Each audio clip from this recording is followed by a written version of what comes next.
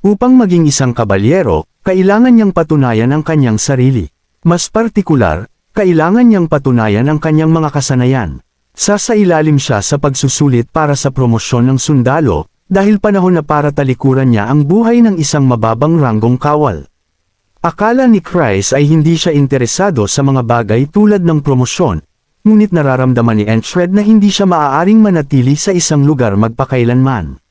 Nauunawaan ni Chris, ngunit kailangan muna nilang isaayos ang mga bagay-bagay. Ang Norilla ay may sistema ng pagraranggo ng sundalo upang mapataas ang moral, kung saan ang mga mas malakas kaysa sa pamantayan ay itinuturing na mga espesyal na grado. Ang isang tao ay iba rin ang pagtrato batay sa kanilang ranggo. Upang ma-promote, kailangang makipag-duel ang isa sa 3 sundalo sa ranggong gusto niya, at manalo. Para sa mga sundalong nanonood lamang, ito ay isang masayang laro lamang na may kasamang pastahan. Kung saan, natural lamang, si Chris ang eksperto, at hinihikayat ang lahat na dumalo at pumusta. Ang unang sundalong haharapin ni Entred ay isang arogante. Ano bang gustong makamit ng isang hamak na basura na tulad niya sa paghahangad ng gitnang ranggo? Nanalo siya ng isang parangal batay sa mga aksyon ng squad, at ngayon ay akala niya siya isang magaling. Kilala ni Entred ang lalaking ito, kahit na mayabang. Siya ay may kasanayan, at nagmula sa isang pamilya. Kilala sila bilang sikat na grupo ng mga mersenaryo. Ang kahon ng pastahan ni Chris ay puno ng mga taya sa kabilang panig, habang mayroon lamang isang tansong barya sa panig ni Entred, na nagpapaisip sa mga sugarol kung sino ang naglagay ng baryang iyon doon.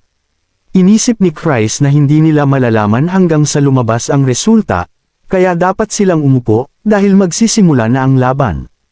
Tanging lumakas si Entred sa pamamagitan ng paulit-ulit na pagkamatay, ngunit sa laban na ito, walang panganib ng kamatayan, kaya isang pagkakataon lamang ang mayroon siya. Tumingin siya sa harapan at hindi inaalis ang focus, na isang kahabag-habag na kasanayan, ngunit ito ang limitasyon ng kanyang pagsisikap. Alam niya na noong nakaraan, wala siyang laban sa isang tulad nito. Ngunit hindi rin siya magpapatalo. Lalaban siya na parang nakasalalay ang kanyang buhay. Ang mayabang ay sumugod ng buong lakas na nakataas ang kanyang espada. Iniisip ni Entred na susubukan niyang gawin ang parry na natutunan niya sa nakaraang laban. Marahil ay mananalo siya kung magawa niya ito. Nakakagulat, sa isang atake ni Entred ang espada mula sa kamay ng mayabang na bastardo sa isang bagsak lamang, ay naalis sa kanya. Hindi alam ni Entred ang sasabihin, kaya tinapos na lang niya ang laban sa pamamagitan ng paghampas sa bastardo gamit ang dulo ng kanyang espada. Nagtataka siya kung bakit ang lalaking ito ay napakahina, at galit ang isang sugarol kay Chris, dahil malamang siya ang pumusta sa kanyang commander, hindi ba? Dahil alam niya kung gaano siya kalakas. Talagang nagulat din si Chris. Inilagay lamang niya ang tansong baryang iyon doon dahil naawa siya sa kanya. Nagtataka si Entred kung nagpabelang ang lalaking iyon, ngunit kahit na ginawa niya, masyadong mabilis natapos ang duelo. Hindi siya dapat maging ganoon kaina kung siya ay isang gitnang ranggo. Wala siyang oras para pag-isipan iyon, dahil dumating na ang kanyang susunod na kalaban. Na nagsabi sa kanya na huwag maging mayabang dahil lamang sa nanalo siya sa isang duelo. Kilala rin ni Entred ang lalaking ito. Siya ay malakas na infantry. Ang pinakamalakas sa kanilang batalyon. Sinimulan ng sundalo ang pagtatangkang gulatin si Entred sa pamamagitan ng pagwagayway ng dulo ng kanyang sibat. Ngunit pagkatapos ay sumaksak lamang siya pasulong na nagpapahintulot kay Entred na putulin lamang ang dulo ng kanyang sibat, na ginagawang walang silbi ito. Akala niya ay isa lamang itong trick. Ang lalaking ito ay dapat may iba pang nakahanda. Gayunpaman, kung titingnan ang kanyang mukha, mukhang ito na talaga iyon. Sinipa ni Entred ang kanyang tiyan, na nagtapos sa isa pang laban. Nagulat ang lahat na nanalo siya sa 2 laban ng sunod-sunod, at tinawag ni Chris ang susunod na hamon. Sino ang gustong makipag-duel sa kanya? Walang gustong gumalaw, kahit na ang mga nanlalait sa kanya. Akala ni Andrew ay mananalo siya dahil araw-araw siyang nagsasanay kasama si Mac mula nang huli silang magkita. Ngunit sinabi ni Mac sa kanya na huwag nang tumuloy, dahil masyado na siyang lumakas. Kahit siya ay walang pagkakataong talunin siya. Sa impormasyong iyon, umupo si Andrew at pinagmasdan ang sitwasyon. Bigla, may nagtulak sa pangunahing nanlalait para lumaban. Ang taong iyon ay si Rem, na narinig ang lahat ng sinabi niya hanggang ngayon. Upang patunayan na hindi siya natatakot, pumayag ang nanlalait na lumaban, kahit na pawis siya. Maraming hirap ang pinagdaanan ni Entred hanggang ngayon, kaya hindi niya napansin. Ang bastardo na sumaksak sa kanya ay pinagdaanan niya, at ang assassin sa sumunod. Kasama si Mitch Hurrier, at maging ang mga miyembro ng squad na araw-araw niyang kasama sa pagsasanay, talagang nahirapan siya hanggang ngayon. Alam niya na sinabi ng kanyang dating guro na huwag niyang maliitin ang kanyang kalaban, na para sa kanya ay walang kabuluhan. Dahil hindi niya inakala na darating ang panahon na maaari niyang maliitin ang isang tao.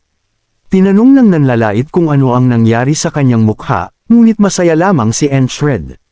Naging sapat na siyang malakas para duminahin ang kanyang kalaban. Sumugod siya gamit ang kanyang espada, na tumama ng malakas. Sa Norilla, ang lakas ang pinakarespetadong bagay, kaya gamit ang bastardong ito, papatunayan niya sa lahat na siya ay malakas. Nabali niya ang kanyang espada pagkatapos ng ilang hampas, at pagkatapos ay huminto bago siya hiwain ng buo, na pinatutunayan ang kanyang sarili ng tuluyan. Nahihirin sa pantalon ang nanlalait, at ngayon ay kinikilala na ng lahat si Entred bilang Spellbreaker. Talagang winasak niya ang bandilang iyon. Bigla, tumayo si Andrew at nagsimulang sumigaw ng Spellbreaker, habang pinipilit din ang iba na gawin ito. Ang mga matang dating humahamak sa kanya ay humahanga na ngayon sa kanyang lakas, habang lahat sila ay sumisigaw ng kanyang titulo, ang Spellbreaker. Binati siya ni Christ. Ngayon ay gitnang ranggo na siya, ngunit nararamdaman ni Entred na masyado pang maaga para sa anumang pagdiriwang. Kailangan muna niyang umabot sa mataas na ranggo. Nagulat si Christ na gusto niya pang umakyat ng ranggo, at doon tumayo ang isang tao, na napapansin kung gaano siya interesante. Napansin ng mga nasa paligid niya ang patch ng agila sa kanyang damit. Siya ay isang gwardya sa hangganan, ang direktang naglilingkod sa korona. Siya ay tinatawag na Border Butcher, at pinaghirapan niya ang titulong iyon.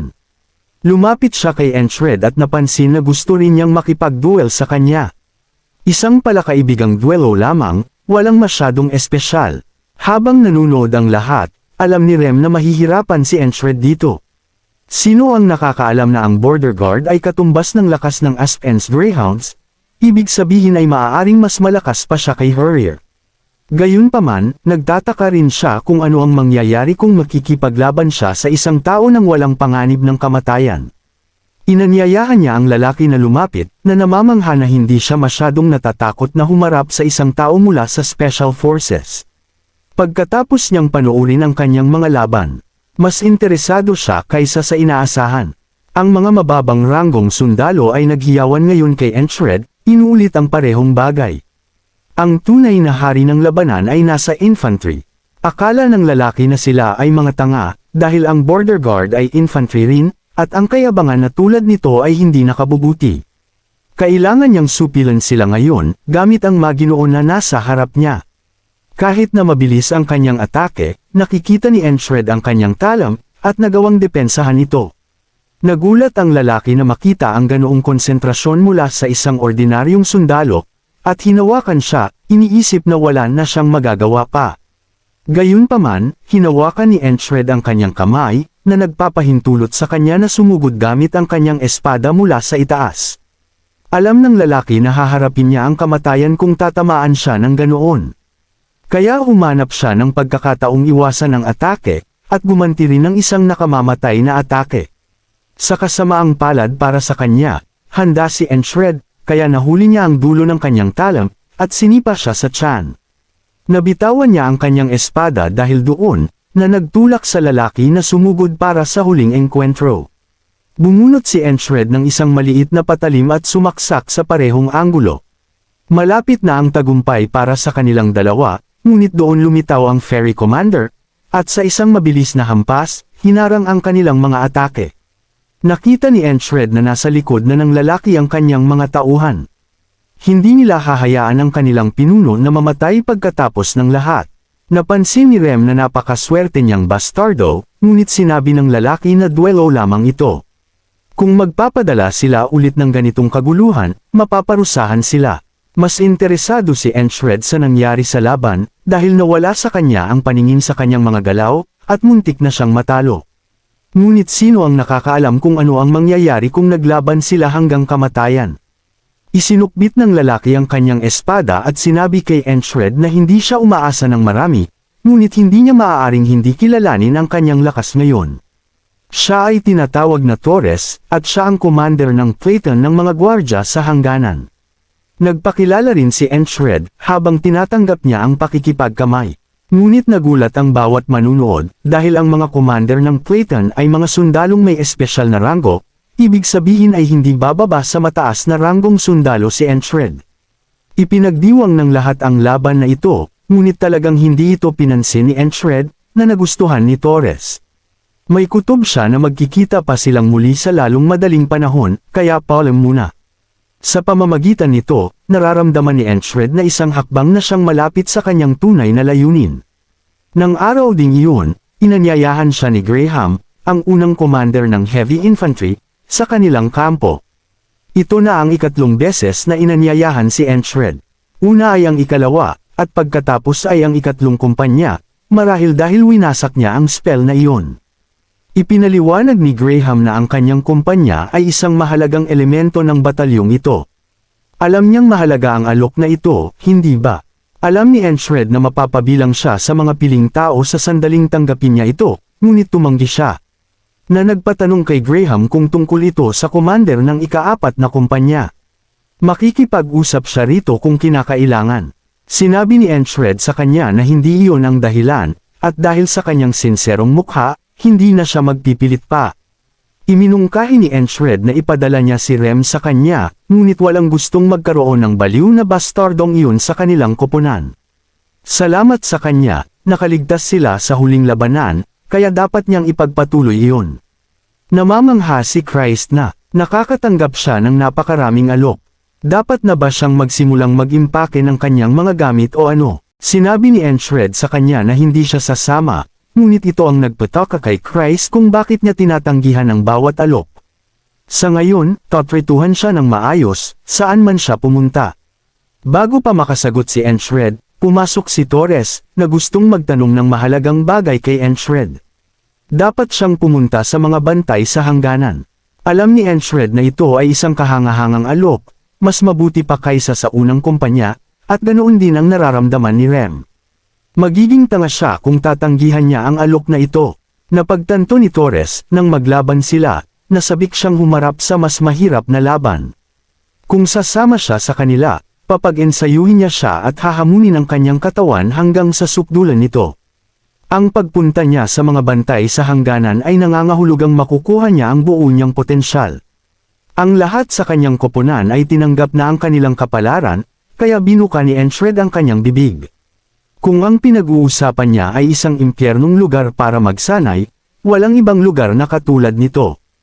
Hindi lamang gustong maabot ni Enshred ang buo niyang potensyal. Gusto niyang lampasan ito, ng paunti-unti. Nagbabago ang mga panahon, na nakakalungkot para kay Rem, na, sa kabila ng pagiging mula sa isang tribo, ay labis na kinasusuklaman ang lamig kaya't hinihiling niyang malabanan niya ito. Sinabi niya kay Enshred na bigyan siya agad ng ilang maiinit na bato. Ngunit ito ang nagpapaisip sa kanya kung gaano kawalang silbi ang taong ito kapag hindi nakikipaglaban. Sinubukan ni Oden na painitan ang kanyang katawan sa pamamagitan ng pagkilos at pagsasanay, ngunit tumanggi si Rem na tanggalin ang kanyang kumot, kaya tinanong ni Oden si Enshred kung gusto niyang magsanay, dahil tiyak na matutunaw nito ang kanyang nagyayelong mga kalamnan. Nagpaumanhin si Enshred dahil naka-duty siya sa pagpapatrolya ngayon, kaya lumabas siya ng kubo.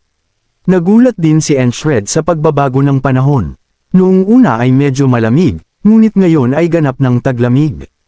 Pumunta siya sa isang mataong lugar, at pagkatapos ay pumunta siya sa isang lugar kung saan niya nakatagpo ang iba pang mga bantay upang magpatrolya, isang bagay na ginagawa nila dahil sa kawalan ng labanan. Nagpakilala ang dalawa mula kaliwa pa kanan. Sila si Jack at Bo. Ngayon ay magtutulungan sila bilang isang koponan.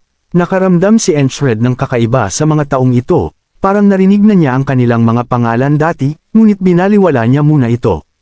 Ikinaranggal ni Jack na makasama sa duty ang Spellbreaker, at narinig ni Bo na na-promote siya ng napakabilis.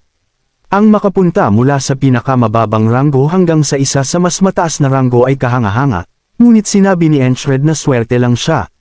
Gustong makita ni Jack kung gaano siya kalakas talaga, kaya inimbitahan niya siya sa isang duelo.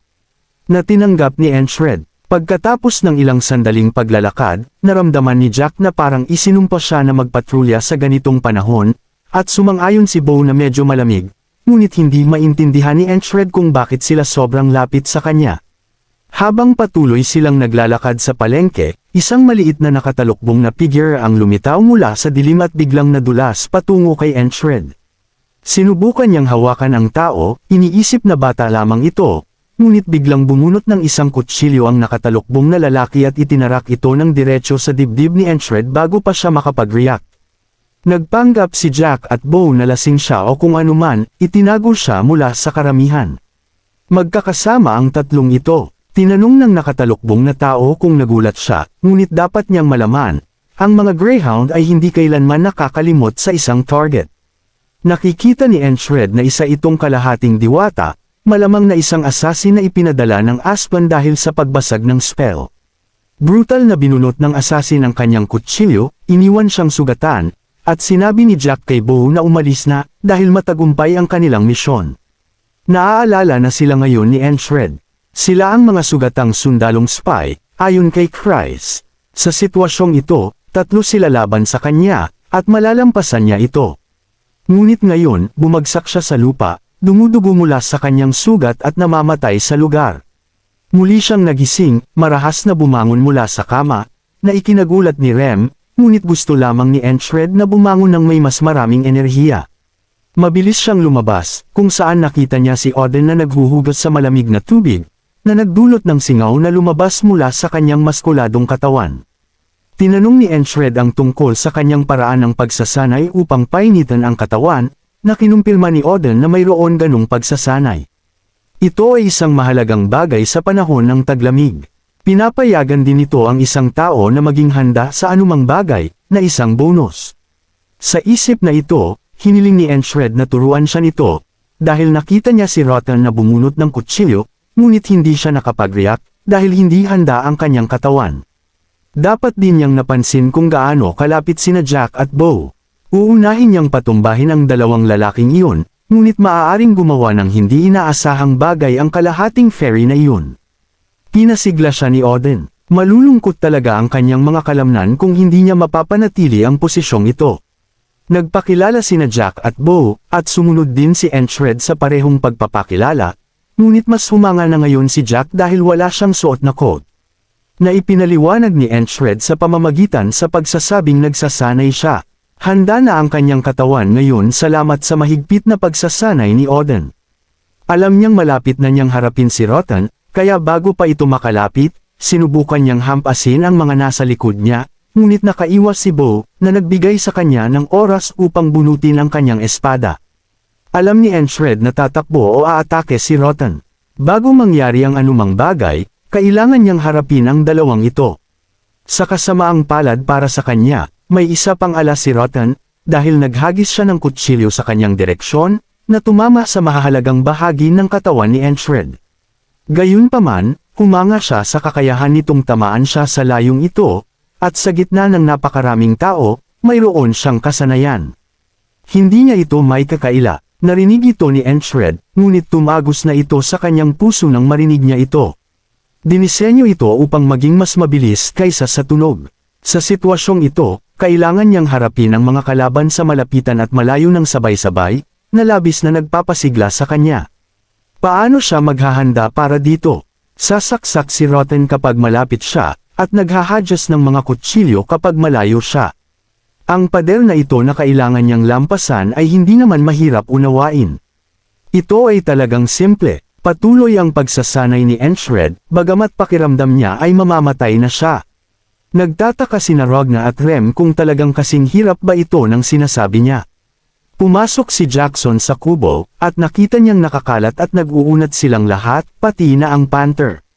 Pakiramdam niya ay napasok siya sa isang bagay na hindi niya dapat nakita, kaya nagpa siya siyang umalis. Alam ni Enshred na kailangan niyang humanap ng paraan upang harangin ang kutsilyo na ihahagis sa kanya. Ang bilis at katumpakan nito, gayunpaman, ay isang bagay na mas nakamamatay kaysa sa normal na mga patalin. Lumapit si Jackson at nakilala niya ito bilang isang sumisipol na bal-araw, ngunit interesado si Enshred. Bakit ito tinawag na ganoon? Ipinaliwanag ni Jackson na gumagawa ito ng tunog kapag inihagis, at kung hawak ng isang bihasang manghahagis, hindi malalaman ng target kung ano ang tumama sa kanila. Kaya mabuting lumayo sa mga bagay na ito. Nakakuha ng kaunting kaalaman si Enshred mula dito, ngunit gaano man kahusay si Rotten sa kanyang mga kutsilyo, wala siyang magagawa kung haharangin niya ito ng maaga. Muli niyang inatake ang mga nasa likod niya, muling nakaiwas si Bao, ngunit sa pagkakataong ito ay hinawakan siya ni Enshred at ginamit ang kanyang katawan bilang pananggal laban sa mga kutsilyo. Sa kasamaang palad, tila walang pakialam si Rotten sa kanyang mga kasamahan, dahil naghagis siya ng isang kutsilyo kay Enshred, isa kay Bao, at isa pa diretso sa leeg ni Jack. Namangha si Enshred na nagawa niyang maghagis ng kutsilyo sa kanya, ngunit tila wala siyang pakialam sa kanyang mga kasamahan. Sinubukan niyang maghagis ng 3 ng sabay-sabay, ngunit kasamang namatay ang kanyang sariling mga tao. Marahil ay hindi niya sila itinuring na ganoon sa simula pa lamang. Lumuhod si Rotten sa kanyang antas, humanga sa kanyang determinasyon. At sinabing ang mga mitigang mangingibig tulad ng mga Greyhound ay hindi kailanman nakakalimot sa kanilang target. Minamaliit ni Enshred ang buong bagay na ito, at nasa isip niya ang pader na ito ay pader pa rin. Alam ng bangkiro na nasisiyahan siya dito, ngunit dapat siyang tumawa habang kaya pa niya. Dahil malapit na niyang mapagtanto kung bakit ang lahat ng ito ay isang sumpa. Nagising si Enshred at mabilis na bumangon muli. Iniisip na ito ay talagang isang biyayang nakabalat kayo. Pumunta siya kay Jackson at nagtanong tungkol sa sumisipol na patalim, na nagtaka kung saan nanggaling ang tanong na ito, ngunit gusto ni Enshred ng paliwanag tungkol dito. Nagbigay si Jackson at sinabi sa kanya na ito ay karaniwang maraming manipis na talim na pinagsama-sama, na nagdudulot ng sipol na tunog kapag lumilipad. Sa isang punto, tinawag itong talim na maririnig lamang, dahil talagang mahirap itong sundan ng mata ng tao. Tinanong ni Enshred kung ano ang mangyayari kung gusto niyang umiwas dito, ngunit sinabi ni Jackson na hindi niya kaya. Tinanong ni Enshred kung paano kung kinakailangan niya, na nagpatanong naman kay Jackson, talagang kailangan ba niya? Kinumpirma ito ni Enshred, na nagputaka kay Jackson kung saan niya narinig ang lahat ng ito. Ipinaliwanag niya na walang saysay ang makita ang isang patalim na naihagis na. Kailangan niyang tingnan muna ang kamay ng naghagis dahil ang landas na tatahakin nito ay idinidikta sa sandaling ihagis ito. May natural na mga paraan upang itago ang paghagis na iyon, ngunit makikita pa rin ito ng isang bihasang mata.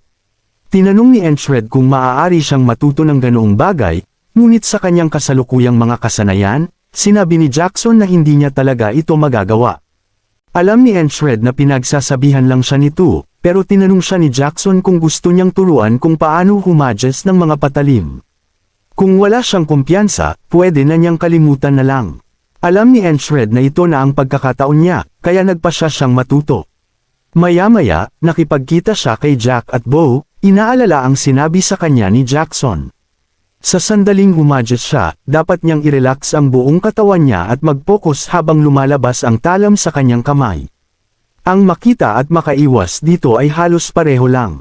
Pagdating ni Rotten, binunot ni Enshred ang kanyang espada at agad na pinatay si Jack, at hindi rin gaanong nakalaban si Bo. Nagtakbuhan sa takot ang lahat ng nakapaligid sa kanya, kaya nakapag-focus si Enshred sa tunay niyang kalaban. Nakikita niya itong lumipat mula sa pagiging relax patungo sa pagiging focus. Maiiwasan niyang mamatay agad kung paprotektahan niya ang kanyang puso, kaya iyon ang ginawa niya. Nagawa ni Enshred na harangin ang unang kutsilyo gamit ang kanyang kamay, pero ang pangalawang kutsilyo ay tumama diretso sa kanyang dibdib. Sobrang bilis ng mga ito, at kahit na sa isang saglit lang, nakita niya ito. Sa saglit na iyon, nakita niyang papalapit sa kanya ang patalim. Lumapit si Rotten at hamandang sabihin ang parehong linya, pero alam na ito ni Enshred. Ang mga persigido mangingibig ay hindi kailanman nakakalimot sa kanilang target. Habang nagtataka si Rotten kung paano niya nalaman, natutuwa si Enshred na gumagaling na siya. Ilang pagbisita pa mula sa lalaking ito, at malalaman na niya ang lahat ng kanyang maruruming lihim. Kinabukasan, mabilis na inalis ni Entred ang dalawang nasa likod niya, at pagkatapos ay nag-focus lang siya kay Rotten at kung paano nito iniikot ang kanyang patalim. Nakikita na niya ngayon ang direksyon nito, kaya hinarang niya ito gamit ang kanyang panangga sa braso. Nararamdaman ni Rotten ang pagkabalisa sa kanyang pag-atake, at umiwas si Entred sa kabilang direksyon. Iniisip na ang atake ay manggagaling sa kabilang direksyon, pero mabilis na binago ni Rotten ang direksyon nito at pinatamaan siya sa puso. Namamangha si Entred sa katotohanang kaya niyang baguhin ang direksyon nito ayon sa kalaban. Ang sandatang ito, kahit na maraming beses na itong kumitil sa kanyang buhay, ay talagang kahanga-hanga, at gusto niya itong gamitin. Sa susunod niyang buhay, nagsasanay siya gamit ang mga patalim. Tinatanong ni Jackson kung ano ba ang ginagawa niya, pero sinabi lang ni Entred na nagsasanay siya gamit ang mga patalim na sumisipol. Alam niyang ang hawak niya ay hindi tunay na patalim na sumisipol, pero magkakaroon din siya nito. Nabali ang isang bahagi ng kanyang gawang patalim at muntik nang tamaan si Jackson. Sa ika-8 araw ngayon, matagumpay na naiwasan ni Entred ang kanyang naantalang atake, pero sa kasamaang palad, mukhang may isa pa siyang problema. Isang sharpshooter ang pamana sa kanya mula sa likod, ibig sabihin, dapat niya itong tandaan sa susunod. Sa ika-9 na araw, matagumpay niyang inalis ito gamit ang isang patalim, pero ito ay nagpaliban lamang sa kanyang kamatayan, dahil humadyas si Rotten ng isang patalim sa kanya na hindi niya maiwasan. Patuloy na nagsanay si Entred hanggang sa mahusay na siyang humadyas ng mga patalim, pero nararamdaman niyang bukod sa mga batayan, may mahalaga siyang nakakaligtaan. Napansin ni Jackson na nakuha na niya ang lahat, pero saan daw niya natutunan humadyas nito? Hindi masabi ni Entred na sa kanya siya natuto, kaya nagsinungaling siya. Nakakita na siya dati na humadyas nito, at ginaya niya lang. Iniisip ni Jackson na dapat ay henyo siya para makagawa ng ganoon. Narinig na ba niya ang teknik ng paghagis ng patalim? Nilikha ito ng isang assassin na tinatawag na Jorg, at ang pangalan ay galing sa kanyang sandata, ang patalim na sumisipol. Sinikap ni Jorg na lumikha ng isang patalim na walang tunog, kaya lumikha siya ng isang napakanipis na patalim na may isang talim lang, pero masyado itong mahirap hawakan, na humantong sa produksyon ng patalim na sumisipol na kilala nila ngayon. Hindi inaasahan ni Entred na may ganong kwento ang patalim, ngunit inaasahan ni Jackson na alam na iyon ni Entred, dahil ang kanyang tayo ay akma sa paghagis ng patalim. Sa ika-10 araw, nagpasya si Entred na baguhin ang ruta. Natutol si Jack, dahil mapaparusahan sila kung hindi nila magagampanan ng maayos ang kanilang trabaho. Sinabi ni Entred na siya ang pinakamataas ang ranggo dito, at dahil siya ang mananagot, walang dapat ipag-alala.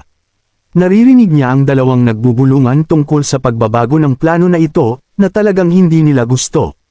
Alam ni Entred na ang palengke ang perpektong entablado para sa mga assassin. Sinabi ni Jack na dapat na silang bumalik, pero tinanong ni Entred kung ano ang nakuha nila sa pagtataksil sa kanilang bayan. Isang tumpok ng mga gintong barya. Ito ang nagudyok sa dalawa na agad sumugod at umatake, pero madali silang pinabagsak ni Entred sa dalawang mabilis na hampas ng kanyang patalim. Pagkatapos niyang gawin iyon sa kanila, dumating si Rotten at ang assassin na bughaw, na sa pakiramdam niya ay medyo huli na. Dapat silang lumaban ng buong lakas nila.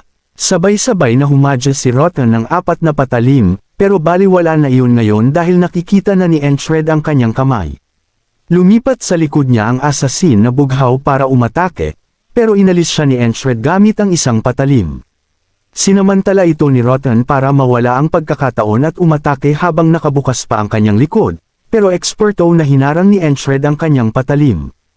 Kahit masaktan siya, hindi na siya nito mapapatay muli.